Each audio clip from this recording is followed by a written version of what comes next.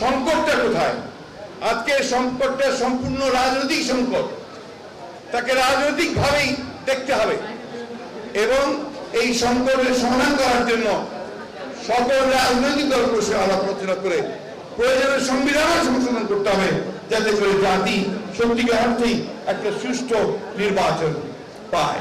প্রণীত যে সংবিধান সংশোধনী করেছেন, সেই সংবিধান সংশোধনীর বরাত দিয়ে বলতে চান যে নির্বাচন হবে সংবিধানের মতো, সংবিধানে যা লেখা আছে সেইভাবেই নির্বাচন অনুষ্ঠিত হবে।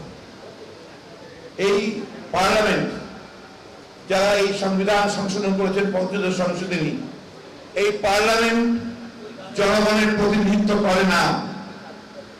এই পার্লামেন্টে 153 জন বিনা প্রতিদ্বন্দ্বিতায় নির্বাচিত হয়েছিলেন এবং শতকরা 5 জন মানুষও ভোট কেন্দ্রে গিয়ে তাদের ভোটাধিকার প্রয়োগ করে নাই। সমস্ত রাজনৈতিক দলগুলো 2014 নির্বাচন বর্জন করেছিল, এটাই বাস্তবতা। সুতরাং সেই পার্লামেন্টে যে সংশোধনী আপনারা নিয়ে এসেছেন শুধুমাত্র আপনাদের দলের শাসনকে চিরস্থায়ী করবার জন্য, সেটা জনগণের কাছে গ্রহণযোগ্য নয়। এবং যে কারণে শুধু আমরা নই, বিএনপি নয়, সকল রাজনৈতিক দলগুলো, জাতীয় নেতৃবৃন্দ, সুশীল সমাজের মানুষেরা আজকে এই কথা খুব জোরে শুনেই বলছেন।